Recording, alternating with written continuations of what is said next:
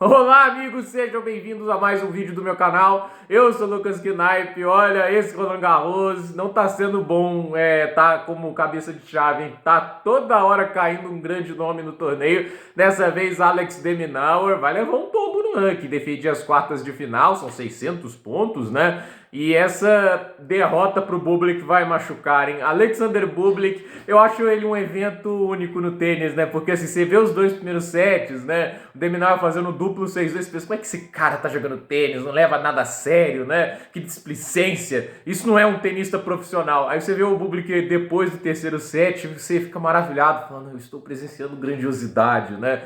Porque é um negócio bizarro, né? Essa, teoricamente, é a pior superfície do Bublik, né? E ele venceu um dos tenistas mais sólidos da atualidade no saibro, assim, depois do terceiro set, mas com um pé nas costas, né? Foi impressionante. Óbvio que a gente vai ter que chegar no debate do Alex de Minaur, né? Porque, assim, ele virou um top 10, mas, assim, não tá indo, né? Teve uma final esse ano em Roterdã contra o Alcaraz, uma quadradura coberta, até jogou uma baita partida, mas aquele negócio, né? Essa gira de saibro começou legal para ele, jogou um nível de tênis assombroso lá em Monte Carlo, fez aquele duplo 6-0 no Dimitrov, né? Até lá ele parecia o cara assim que poderia brilhar na gira de saibro, mas não é o caso, né? Depois vai lá em Barcelona, perde para o Alcaraz, até ali nada demais. Mas depois disso, oitavas de final em Madrid, oitavas de final em Roma e segunda rodada em Roland Garros é pouco, né? Ainda mais para um tenista que, assim, teoricamente é aquele mais confiável, mais sólido. E assim, eu sei que o Bublik é muito talentoso, mas o fato é que essa derrota, estando 2-0 acima,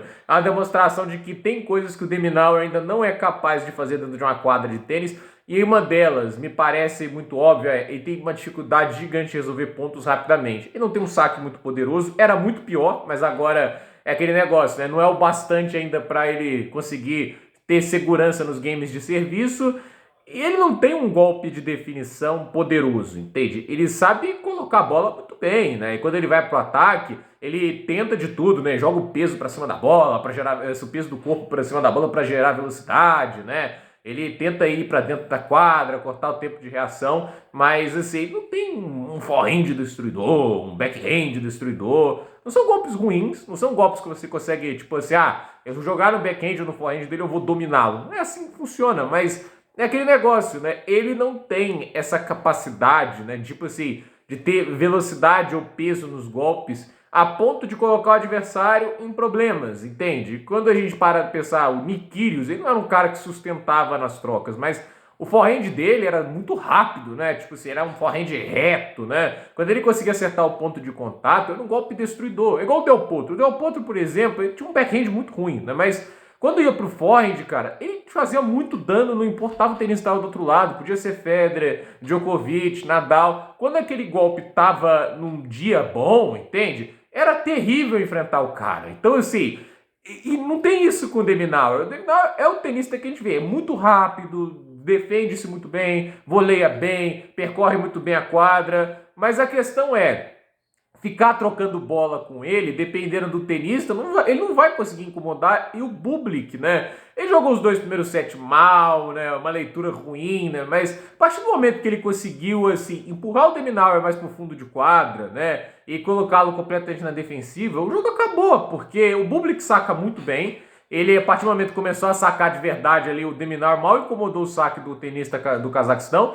E aí é o que acontece, no fundo de quadra, né? Por mais que o de Minaur às vezes conseguia um bom ângulo e tudo isso, o Bublik ainda chegava na bola e ele tinha firmeza o suficiente para manter a velocidade do ponto alta. E muitas vezes você vê assim, o de Minaur abria a quadra bem, sobrava a bola na paralela, ele ia para a paralela, mas a bola não anda, né? Tipo, e assim, quando a bola não anda no saibro, fica mais difícil. E aí o Bublik chegava e dava tempo dele pensar em uma alternativa. E ele é muito talentoso, né? Essa partida é uma demonstração do que o Bublik é quando leva o esporte a sério. Quando ele leva o tênis a sério, ele é um cara que pode ganhar muito jogo, ele é um cara que pode conseguir resultados tremendos, mas é aquele negócio, ele tem que levar a sério, né? Ele é um tenista que depende muito do dia dele, ele conseguiu, tempos atrás, ganhar a Rally, né? O torneio lá na grama. O tênis que ele jogou naquela semana era de um nível tão absurdo que eu ficava pensando, caraca, cara, como joga tênis, né? Mas era tão, assim, pontual, porque tem torneios que o cara joga um tênis podre, né? Porque não tá levando a sério, acordou de má vontade, sei lá. é o Bublik. Mas assim, o Bublik hoje jogou um tênis maravilhoso depois do terceiro set, que pra mim, assim, se ele joga nesse nível o torneio todo, ele vai a quartas, ele consegue chegar a quartas de final, ele pode surpreender um cara grande, porque assim, é impressionante a capacidade dele pra mudar a direção dos golpes, pra fazer curtas. As curtas dele são impressionantes. E assim, ele consegue fazer isso com muita naturalidade e fluidez. Ele não tem padrão tático nenhum. Isso é uma coisa que o de Minaur não conseguiu lidar no jogo. Ele não sabia o que o Bublik ia fazer em quadra, não conseguia se antecipar. Tipo, ele não é aquele cara, o Fritz, por exemplo. Você sabe que quando você jogar no backhand dele, 90% das vezes vai vir para cruzada, entende? E quando ele vai para paralela, ele dá muita pista no jeito que ele posiciona os pés. Então, assim, você consegue antecipar esse golpe muito bem. O Bublik que você manda no backhand, ele pode conseguir uma curta, ele pode conseguir uma paralela, ele joga no meio da quadra, ele joga no ângulo, ele joga cruzada profunda, ele tem muito recurso. E ele sabe fazer algo assim, eu não sei se ele pensado ou não, mas assim,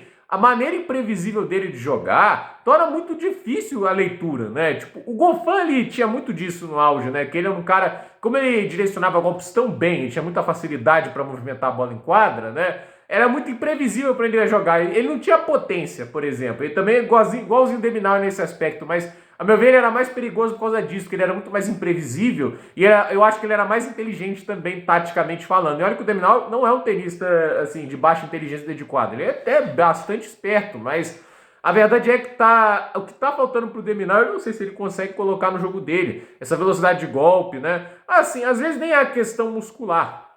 Entende? Porque fisicamente não me parece um cara fraco. A questão às vezes é questão de técnica, mudança da técnica de bater na bola. E a verdade é que assim, esse é o tipo de coisa mais difícil de mudar, né? Como você muda uma técnica que você usa a carreira inteira, né? Tipo, que você tá usando desde o juvenil, entende? Ó, ela evolui com o passar do tempo.